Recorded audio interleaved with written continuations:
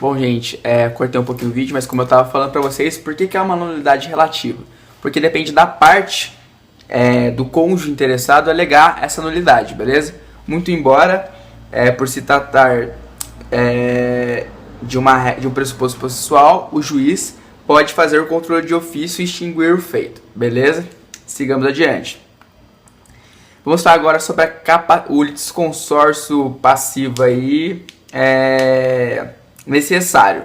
O CPC, ele enumera os casos em que, de forma obrigatória, deverá os cônjuges figurarem no polo passivo da ação de forma conjunta, beleza? Abram aí o artigo 73, parágrafo 1º do Código de Processo Civil de 2015, beleza? Vou dar uns 2 minutinhos aí, 1 minuto para vocês abrirem, tá? Tomar uma água enquanto isso. Pra gente ler junto, porque eu acho que tão importante quanto o material é a leitura do código, porque quanto mais cedo vocês se familiarizarem com a leitura do código, vai ser melhor para vocês mais para frente, porque ele é um instrumento de vocês durante a faculdade, beleza?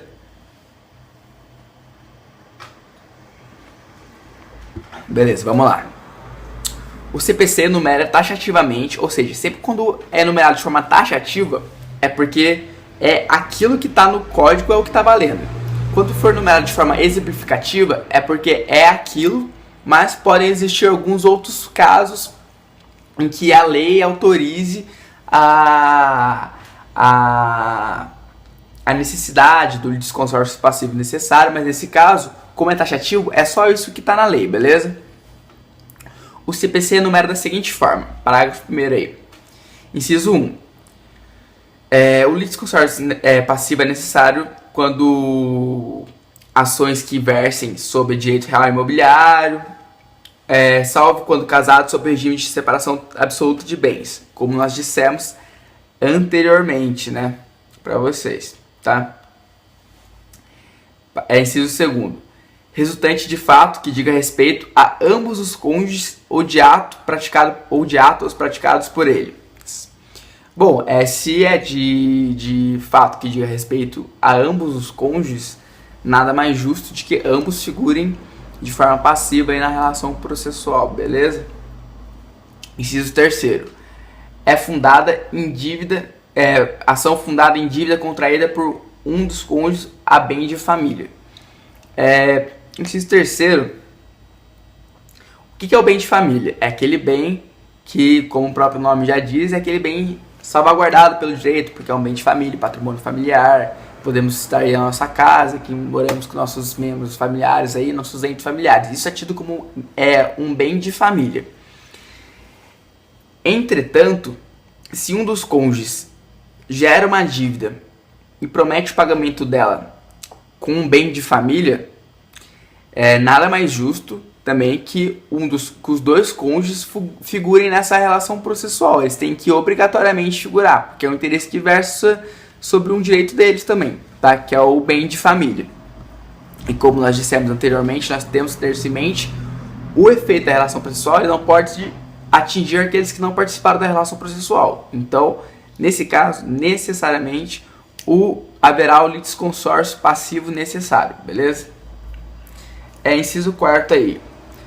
Ação que tenha por objeto o reconhecimento, a constituição ou a extinção de ônus sobre imóvel de um ou de ambos os cônjuges.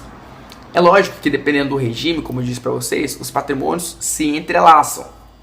Então, quando a ação versar sobre o ônus aí, sobre imóvel de um ou ambos os cônjuges, necessariamente haverá aí o litisconsórcio passivo.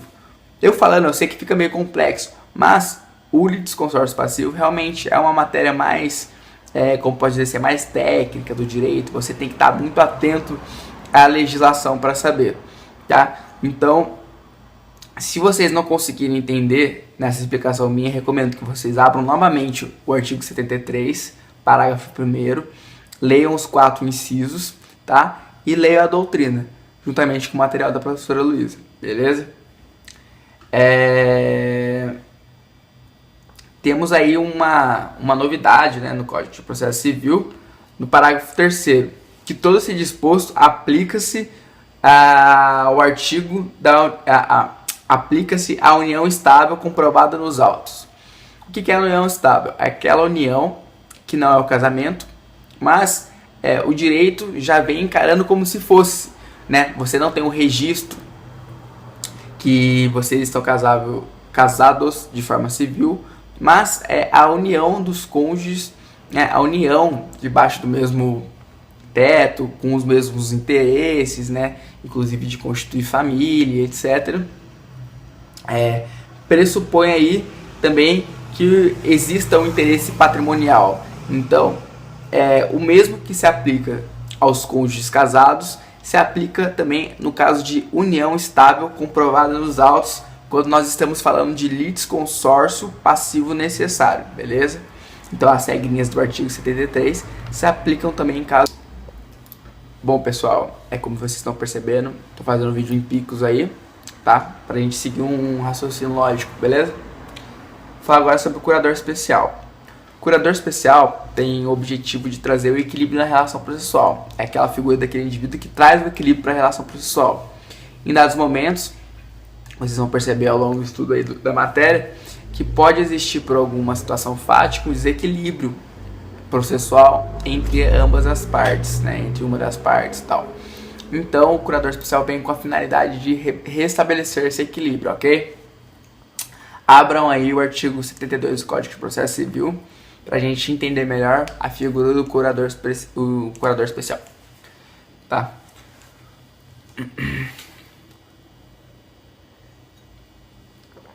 Bom, vamos lá. O artigo 72 do Código de Processo Civil assim estabelece: o juiz nomeará curador especial ao, inciso 1º, incapaz, se não tiver representante legal ou se os interesses deste colidirem com os daquele, enquanto durar a incapacidade, beleza? O que acontece?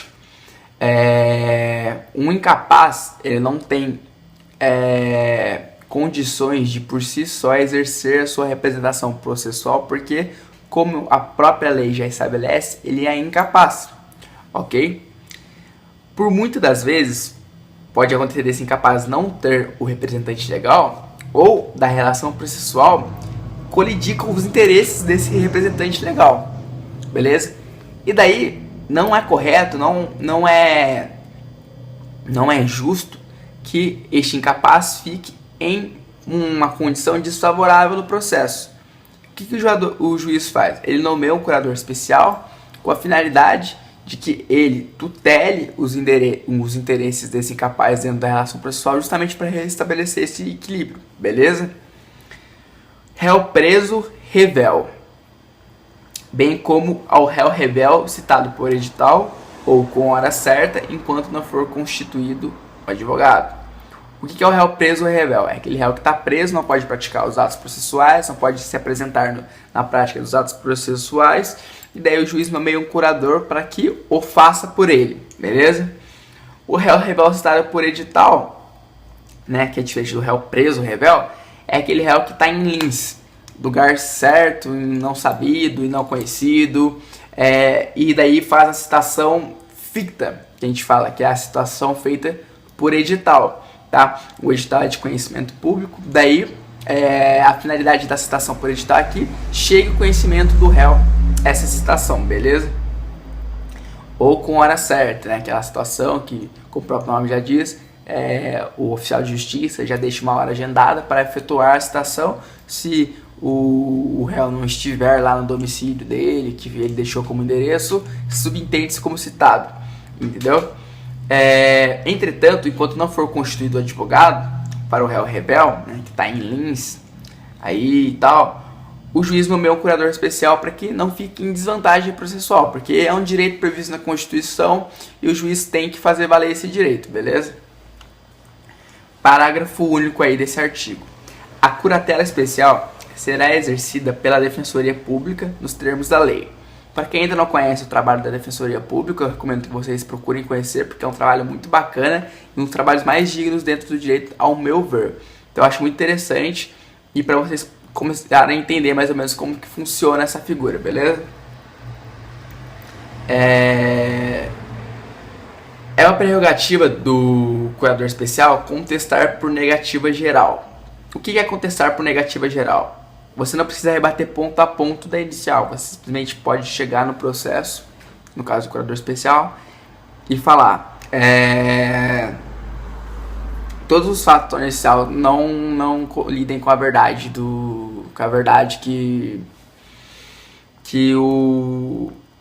com a verdade real dos fatos, beleza? Então, o que acontece? Via de regra, o réu tem que rebater todos os fatos que estão na inicial. Mas como o curador é aquele indivíduo que tem a figura simplesmente de estabelecer um equilíbrio processual, é lógico que o juiz não vai dar esse encargo porque ele rebata todos os fatos na inicial, até porque muitas das vezes ele nem conversou com a parte, nem conversou com o réu, no caso do réu revel, para ter conhecimento, para saber para conseguir fundamentar de forma técnica numa contestação e tal. Então, é uma prerrogativa dele contestar por negativa geral, ok? A curatela especial pode cessar a qualquer tempo com a constituição do advogado. A partir do momento que a parte se apresenta, constitui um advogado, cessou a curatela especial, beleza? Beleza. Então, vamos falar sobre a representação agora das pessoas jurídicas públicas e privadas e pessoas físicas. Bom, quem que faz a representação primeiramente da União?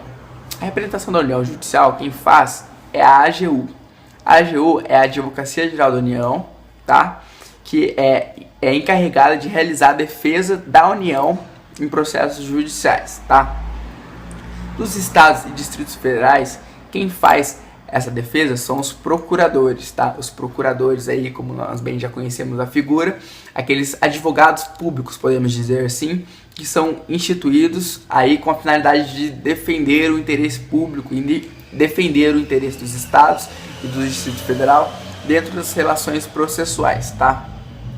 No caso dos municípios, também existe a figura dos procuradores, tá? E também do prefeito, que pode fazer essa representação dentro do processo aí, beleza? No caso de falência das pessoas jurídicas, quem fará essa representação é o administrador judicial, tá?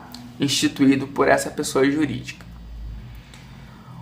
Vamos falar agora da figura do inventariante dativo. O inventariante dativo é aquele estranho à herança e que tem a função de administrar a própria herança, não lhe cabendo a representação do espólio. Todos os herdeiros e sucessores do decujus serão autores ou réus nas ações em que o espólio for parte. Bom, fica meio complexo, mas eu vou tentar explicar isso para vocês. Sucessões realmente é uma matéria mais técnica, eu estou tendo isso também agora no quarto ano. É complicado, fica difícil para eu entender às vezes também. Então, como que funciona isso na relação processual, tá? É lógico que a gente dá uma pincelada para vocês terem conhecimento de que isso acontece, mas vocês vão estudar isso mais a fundo em sucessões, beleza? No quarto ano de vocês. O inventariante dativo é aquele nomeado no processo, tá? Que é estranho à herança, ou seja, ele não é herdeiro e não faz parte, não vai receber aquela herança, mas ele tem a função de administrar essa herança, ok? E, entretanto, a herança, quando figurada, quando é reunida, nós damos o nome de espólio a essa herança, tá? O espólio, quando existe em casos de, por exemplo, um indivíduo falece, vem a falecer e deixa um patrimônio e tem muitas dívidas. O espólio é quem vai responder por essas dívidas até, né, o limite aí da dívida em si, ok? Quem que serão os autores e réus das ações, então? Serão os herdeiros e sucessores, beleza? Então vocês têm que fixar isso. Quem serão os autores e réus nas ações serão os herdeiros, não o inventariante dativo, beleza? No caso aí da representação da pessoa jurídica, quem fará essa representação, por muitas das vezes, é o gerente da pessoa jurídica. Atenção, aqui para vocês eu coloquei. Quando houver pluralidade de domicílios, pode ser citada a pessoa jurídica na pessoa do gerente do estabelecimento que determinou a competência. Por exemplo, temos várias redes do McDonald's no país todo, tá? Vários estabelecimentos aí, e você quer entrar com uma ação contra um fato que aconteceu no McDonald's de Guaratinguetá, tá? Um exemplo. Quando houver pluralidade de domicílios, o McDonald's pode ser citado na pessoa do gerente do estabelecimento que determinou a competência da ação, que será Guaratinguetá, beleza? Vamos ler isso no artigo 242. A citação será pessoal, podendo, no entanto, ser feita na pessoa do representante legal ou do procurador do réu, do executado ou do interessado. Parágrafo 1º. Na ausência do citando, a citação será feita na pessoa do seu mandatário, administrador, preposto ou gerente. Gerente, aqui é onde nós estamos agora, tá? Quando a ação se originar de atos por eles praticados. Então, eu sou gerente de um McDonald's, pratiquei um ato que gerou uma ação judicial, posso entrar com uma ação, o gerente vai representar o McDonald's nessa ação e é assim que funciona, beleza? O que a doutrina aí diverge? A doutrina diverge em 2 pontos. Se a ação versa sobre atos praticados pelo gerente, a citação de sua pessoa será eficaz, independente se ele possui poderes para isso, beleza? Agora, qual que é a outra vertente que a doutrina caminha? Se versar sobre atos por ele não praticados, depende da existência de poderes para a citação, ok? Então, a citação da pessoa jurídica pode ser feita na figura do seu gerente. A doutrina diverge em 2 pontos. Se for por atos por ele praticados, a citação é eficaz. Se for por atos por ele não praticados, depende da existência de poderes para a citação, tá? O gerente tem que ter poderes para que essa citação seja efetiva, de fato aí, beleza? Sociedade de fato. A sociedade de fato, no caso da sociedade de fato, a sociedade de fato é aquela que não é registrada, tá, gente? É uma sociedade que existe, tá? Temos sócios aí que compartilham do afeto societário, mas não são registrados. E isso pode acontecer, e acontece, tá? Tem muitas empresas aí funcionando abertas no nosso país que não tem registro. O que acontece na prática? Nesses casos, a citação será feita na pessoa de quem couber a administração dos bens da sociedade. Beleza? Sou um sócio, sou administrador dos bens dessa sociedade, a citação será feita na minha pessoa. Beleza? Bom, vamos lá então para os próximos pontos aqui com vocês. Gente, eu sei que fica meio complexo às vezes, mas essa parte é um pouquinho mais, como podemos dizer assim, mais rica de detalhes. Daí a gente tem que dar uma estudadinha no material. É claro que a videoaula que é feita só para relembrar o conteúdo dado em sala de aula não vai suprir aí a ausência de algumas explicações mais técnicas, beleza? Então, sempre acompanhando o material da doutrina aí, como eu disse antes, tá?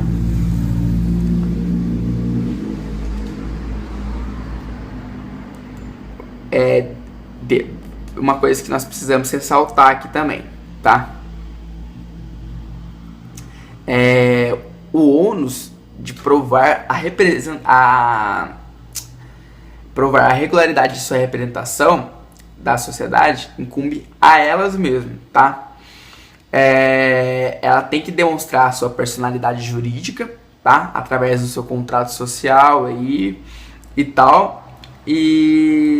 Só que existe uma exceção. Quando os casos de, por exemplo, de sociedades comerciais que a existência é de amplo conhecimento, nós não precisamos juntar o contrato social em ação movida pela pessoa jurídica, segundo a jurisprudência dominante. Então, o McDonald's promoveu uma ação. O McDonald's é uma empresa amplamente conhecida, não precisa juntar o contrato social, porque a gente já sabe que o McDonald's realmente é uma empresa, realmente tem personalidade jurídica, beleza? Vamos agora falar sobre advogados. Vamos lá, para encerrar aqui a aula, tá? Advogados. Bom, os advogados são os indivíduos, né? Vocês que serão futuros advogados aí, que possuem capacidade de postulação. O que é capacidade de postulação? Consiste na aptidão para realizar os atos do processo de maneira eficaz. Não se confunde com capacidade processual, como bem alertamos anteriormente. Somente o advogado tem capacidade postulatória. O que é capacidade postulatória? É aquela capacidade de requerer do juiz a tutela jurisdicional e representar outra pessoa através do processo. Se eu não sou advogado, eu não posso defender e nem ingressar uma ação em nome de ninguém perante o juiz, porque eu não tenho capacidade postulatória para isso, beleza? Então, os advogados são os únicos revestidos dessa capacidade postulatória, beleza? O Estatuto de Ética da OAB prevê isso e o artigo 103 do novo Código de Processo Civil também, tá? Essa capacidade de postulação é um pressuposto processual cuja inobservância leva à nulidade do processo. Artigo 1º e 3º do Estatuto de Ética aí da Ordem dos Advogados do Brasil, tá? Então, se eu não sou advogado, ingresso com uma ação em nome de outras pessoas aí, se não tiver uma procuração e se eu não for advogado de fato, isso gerará uma nulidade, beleza? Mas existe, como toda boa regra, no direito existe algumas exceções, tá? E existe a postulação em causa própria, tá? Os casos que estão previstos no artigo 103, parágrafo único do novo Código de Processo Civil, vamos ver agora, tá? Aqui, ó, vou abrir o Código de Processo Civil aqui, que eu também não tenho o código decorado na cabeça, então é sempre muito importante fazer essa leitura, que é indispensável. Artigo 103 do Código de Processo Civil. Vamos lá. O que estabelece o artigo 103 do Código de Processo Civil? A parte será representada em juízo por advogado regularmente inscrito na Ordem dos Advogados do Brasil. Parágrafo único. É lícito a parte postular em causa própria quando tiver habilitação legal. Beleza? Então, se eu sou advogado, eu posso postular em causa própria em juízo. Beleza? Isso aí é previsão legal, então tá bem tranquilo, tá? Entretanto, eu que não sou advogado, em alguns casos, mesmo assim não sendo advogado, posso postular em causa própria em juízo. Como que isso acontece? Vocês vão ver lá que a Lei 9.099 de 95, que eu acho que já é de conhecimento da maioria de vocês aí, que é a Lei dos Juizados Especiais, prevê essa representação facultativa da parte por advogado, desde que não ultrapasse o valor da causa não ultrapasse 20 salários mínimos. Então, se a representação ela é facultativa, não é obrigatória, então eu posso postular em juízo nos juizados especiais, desde que a causa não ultrapasse 20 salários mínimos, beleza? Vamos lá agora falar de mandado judicial. Para que se possa representar a parte, há necessidade de outorga de poderes. O que seria outorga de poderes? Para quem já viu um processo, vai ver lá que sempre após aí o ingresso da ação, o advogado deverá juntar a procuração, que lá vai estar, né, subscrito que a parte sucedeu poderes para que o advogado postule em nome dela em juízo, tá? Então, o mandado judicial nada mais é do que esse instrumento, né, que pode ser particular ou público, que é a procuração, como nós já conhecemos, beleza?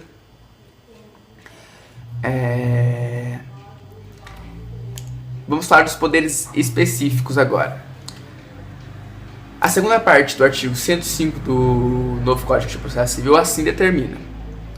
Os casos em que há necessidade de outorga de poderes específicos, receber a citação inicial, conversar e etc., os poderes podem ser outorgados para o processo todo ou apenas fase dele.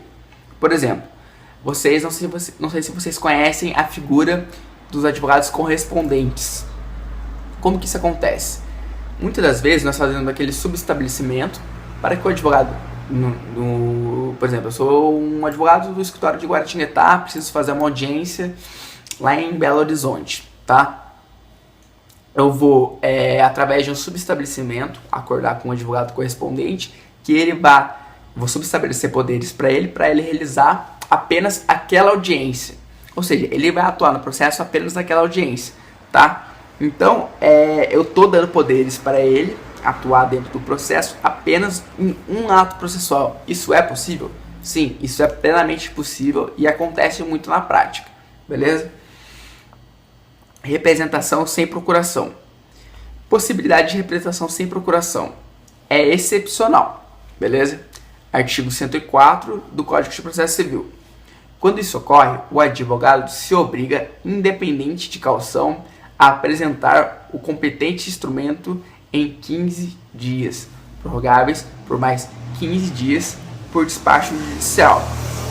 Caso a apresentação dessa regularidade não ocorra, o ato do advogado será considerado ineficaz. Ou seja, ingressei com a ação, não juntei procuração, o juiz vai me intimar para que eu junte dentro de 15 dias. Passou, depois dos 15 dias, não juntei, poderá o juiz prorrogar por mais 15 dias, não juntar todos os atos que eu praticar naquele processo, enquanto advogado, sem procuração, serão nulos, tá? Serão ineficazes, beleza? E o procurador mesmo, o advogado que vai ficar responsável pelas custas de despesas e perdas e danos e etc, beleza? Vamos falar sobre a revogação desse mandato agora. O mandato judicial pode ser revogado a qualquer momento, beleza? Mas a parte deverá, no mesmo ato, constituir,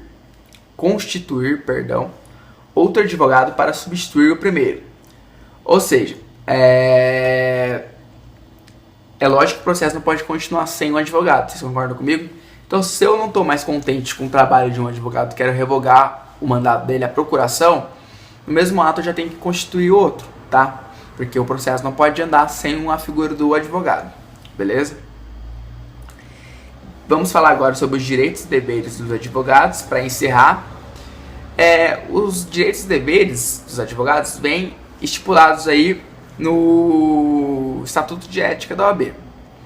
Todavia, o Código de Processo Civil estipula certos deveres, no artigo 106 do Código de Processo Civil e artigo 107. Vou ler para vocês para encerrar a aula aqui, tá? Para não deixar em branco, porque só falar o artigo às vezes fica meio abstrato. Vamos ver o que diz o artigo 106 e o artigo 107 em relação aos direitos e deveres dos advogados. Artigo 106. Quando postular em causa própria, incumbe ao advogado declarar na petição inicial ou na contestação o seu endereço, seu número de inscrição na OAB, o nome da sociedade de advogados da qual participa para recebimento de intimações. Ponto. Comunicar ao juízo qualquer mudança de endereço para que as intimações sejam feitas de forma correta, tá? Parágrafo 1º. Se o advogado descumprir o disposto no inciso 1º, o juiz ordenará que se supra a omissão no prazo de 5 dias antes de determinar a citação do réu, sob pena de indeferimento da petição inicial. Ou seja, olha o quão grave é isso. Se você não realizar todos os atos que estão lá no inciso 1º do artigo 106 do Código de Processo Civil, sua petição vai ser indeferida, beleza? O réu não vai nem chegar a ser citado, ok? Parágrafo 2º. Se o advogado infringir o previsto no inciso 2, serão consideradas válidas as intimações enviadas por carta registrada ou por meio eletrônico ao endereço constante dos autos. Ou seja, mudei de endereço, não comuniquei o juízo, ele fez uma intimação no endereço antigo, o que vai acontecer? A intimação será válida. Depois o advogado não vai poder chegar no processo e alegar assim, mas não houve a intimação. Não, perdeu o prazo se foi, beleza? A intimação foi realizada, você não avisou a alteração do endereço, então considera-se válida essa intimação, tá? A gente tem uma máxima do processo que fala que o que não está no processo não existe no mundo real. Se você não colocou lá a sua alteração de endereço, simplesmente o prejuízo vai ser do próprio advogado mesmo, tá? Vamos ver o que fala o artigo 107 também. O advogado tem direito a, inciso 1º, examinar em cartório, de fórum e secretaria de tribunal, mesmo sem procuração, autos de qualquer processo. O processo via de regra é público, então ele tem esse direito mesmo, tá? Independente da fase de tramitação, conhecimento e execução. Assegurados a obtenção de cópias e o registro de anotações, salvo na hipótese do segredo de justiça. Temos alguns casos que o processo, para resguardar aí a imagem, a honra de alguma das partes, ele tramita em segredo de justiça, então ele não pode ser considerado público, beleza? Os quais apenas o advogado constituído terá acesso aos autos. Isso é uma prerrogativa do advogado, então a gente pode já vislumbrar ela aí no inciso 1º do artigo 107. Inciso 2º. Requerer como procurador vista dos autos de qualquer processo pelo prazo de 5 dias. Eu, como procurador, posso requerer vista. Se não tiver com prazo para outra parte, posso requerer uma vista para me manifestar, para tomar ciência de algum andamento processual. Beleza? Parágrafo 1º. Ao receber os autos, o advogado assinará carga em livre e documento próprio. Bom, essa parte aqui é mais administrativa, beleza? Então eu recomendo que vocês leiam aí o artigo 106, 107 na casa de vocês. Eu sei que eu dei uma corridinha mesmo, mas vocês, mesmo dando uma corridinha, não falei toda a matéria. E aí ficou tipo quase 1 hora ou mais até, de aula aí, tá? Então é complexo exaurir todo o conteúdo dentro de uma videoaula. Eu procurei relembrar alguns aspectos aí vistos em sala de aula com vocês, tá? Peço perdão desde já se eu me expressei mal em alguns termos e vocês não entenderem, mas vou deixar meu e-mail aqui embaixo em minha página no Facebook aí, para quem quiser entrar em contato comigo para algum esclarecimento, tá? De algum conteúdo da matéria. Também ficarei à disposição para aqueles conteúdos que eu não abordei na videoaula, tá? Vocês podem procurar para tirar alguma dúvida.